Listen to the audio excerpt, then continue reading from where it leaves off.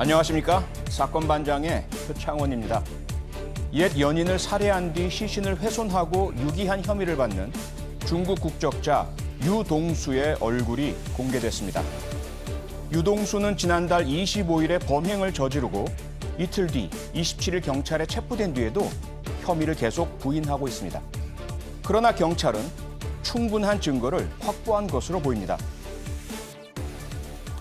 유동수는 왜 여자친구를 잔인하게 살해하고 시신을 유기한 것일까요? 그리고 왜 혐의를 부인하는 것일까요?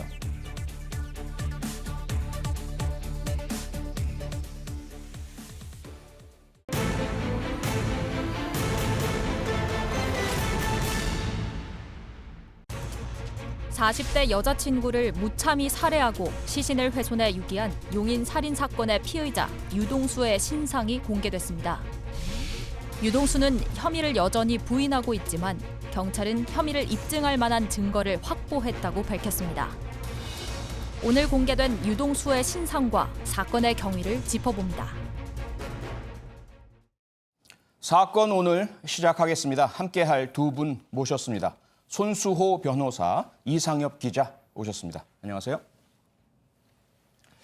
네, 여자친구를 살해하고 시신을 훼손, 유기한 사건의 피의자 유동수의 신상이 오늘 공개됐습니다. 이 기자, 취재진 앞에 선 유동수 어떤 얘기들을 했습니까? 네, 오늘 49살 유동수의 모습이 처음 공개가 됐습니다. 일단 모습은 검정 점퍼와 반바지 그리고 슬리퍼 차림에 수갑을 찬 모습이었습니다. 이 경찰서에서 나올 때는 고개를 숙이지 않고 기자를 잠깐 살펴보다가 이후엔 고개를 숙인 채로 질문에 짧고 빠르게 답을 했습니다. 보시면 이 범행을 부인하느냐? 네. 경찰이 확보한 증거가 명확하지 않다 보느냐? 명확하지 않다. 이런 식으로 짧게 답을 했는데요. 보통 기자들이 피의자에게 질문을 할 때 이 피의자는 아예 말을 하지 않거나 아니면 잠시 머뭇거리거나 고민하는 모습을 좀 보이기도 합니다. 그런데 유동수는 좀 달랐습니다. 이 취재진 질문에 바로바로 답변한 건데 특히 피해자 가족에게 하고 싶은 말이 없느냐 이렇게 물었을 때 없다 이렇게 말한 걸로 봐서는 자신의 혐의를 인정하거나 반성하는 모습이 전혀 없는 걸로 보입니다. 예. 손 변호사, 아무리 강력범죄자라 하더라도 신상 공개 쉽게 이루어지는 건 아니잖아요. 그렇습니다. 원칙적으로는 피의자의 얼굴 등 신상이 공개되지 않고요. 다만 예외적으로 특강법에 있는 요건을 충족시킨 경우에 심의위원회의 결정에 의해 공개되는데 이번 사건의 경우 유동수의 신상 공개 결정이 이루어졌고 신상이 공개된 겁니다. 법에 있는 요건은요. 범행 수단이 잔인하고 중대한 피해가 발생한 특정 강력범죄 사건일 것. 이 사건 살인이니까 포함이 됩니다. 또 믿을 만한 어떤 죄를 범했다고 믿을 만한 충분한 증거가 있어야 되는데 유동수 본인은 범죄 사실을 부인하고 있지만 여러 가지 증거가 있다고 일단 판단을 했고요. 그리고 또 국민의 알 권리 보장 등 공공의 이익을 위한 것이어야 되는데 심의위원회는 이러한 요건들을 모두 충족시켰다고 봐서 신상 공개 결정을 내렸습니다. 네, 이 기자, 신상 공개는 언론에서도 많은 논란의 대상이기도 하고 관심의 대상이잖아요. 신상 공개 자체가 가지는 힘, 효과 어떻게 보고 있습니까? 저는 개인적으로 좀 이런 게 있는 것 같아요. 이렇게 큰 사건을 저지르면 신상 공개가 된다. 그래서 약간 범죄 예방의 효과가 어느 정도는 있지 않을까 이런 생각을 좀 하고요. 그리고 사실 이 범행의 피해자가 나중에 이제 남겨지게 되잖아요. 굉장히 힘든 고통 속의 삶을 살아가고 있는데 신상 공개가 되면 전 국민이 분노하게 되는 그런 효과가 또 있잖아요. 피해자와 함께 그렇습니다. 국민이 분노해 주시는? 그런 걸로 봤을 때 약간 피해자의 크진 않겠지만 어느 정도의 위안도 되지 않을까 이런 생각을 좀 해봅니다. 손 변호사, 그런데 법조계나 학계에서는 좀 우려의 시각도 있잖아요. 사생활 보호 문제, 또 무죄 추정 원칙에 관한 부분? 그렇습니다. 일단 유죄 판결이 확정되기 전까지는 무죄 상태로 인정되어야 하는데 혹시 재판도 하기 전에 피의자 상태에서 신상 공개 결정을 하면서 사실상의 유죄로 낙인 찍는 거 아니냐라는 지적이 있고요. 그리고 또 가족이나 기타 지인들의 피해도 존재할 수 있습니다. 피의자의 가족과 피의자의 지인 말이죠. 그렇습니다. 범죄에 가담하거나 범죄에 영향을 주지 않았음에도 단순히 가까운 관계라는 이유만으로 2차, 3차 피해를 받을 수 있다. 거기에 대한 그 보호가 미흡한 거 아니냐라는 지적도 뒤따르고 있습니다. 이 기자, 이 사건을 한번 날짜별로 정리를 좀 해주시죠.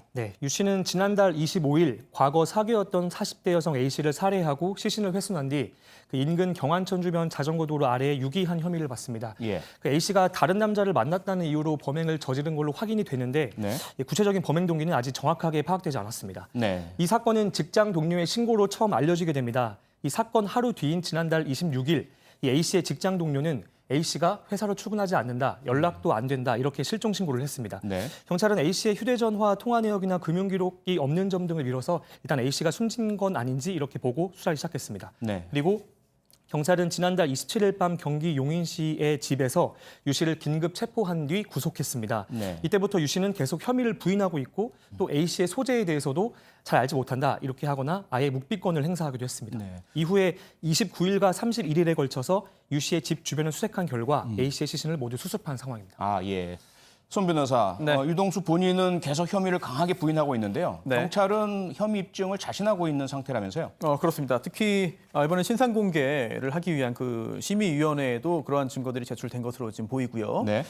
우선 CCTV 영상이 있습니다. 그리고 또 그 외에도 이제 피해자와의 관계라든지 네. 아니면 또 주고받은 메시지 등들 통해서 네. 충분히 범행 사실을 증명할 수 있다는 입장으로 보이고요. 예. 또 단순히 살해 사실을 증명하는 것을 넘어서 네. 구체적인 사실관계를 밝히기 위해서는 뭐 살해의 동기라든지 예. 또는 살해를 단독 범행인지 공범이 존재하는지 또는 그 과정에서 어떤 일들이 있었는지를 파악을 해야 되거든요. 예. 근데 경찰은 그 부분도 큰 문제가 없다는 입장으로 보입니다. 예. 왜냐하면 조금 전 말씀드린 그런 여러 가지 증거 자료에 대한 분석 작업을 거친다면 네. 비록 유동수가 본인의 혐의를 부인하고 있지만 네.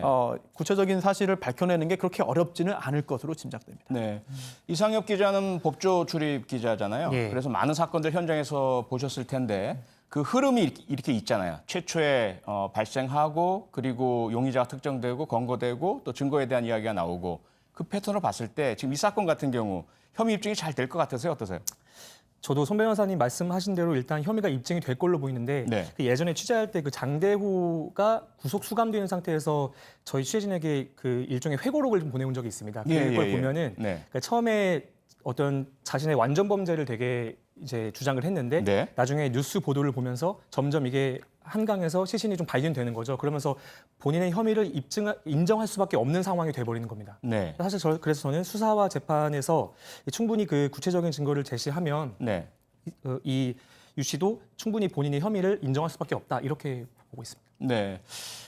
물론 이제 이런 시신 훼손 사건 꼭 무슨 중국 국적자에게서만 일어나는 것도 아니고요.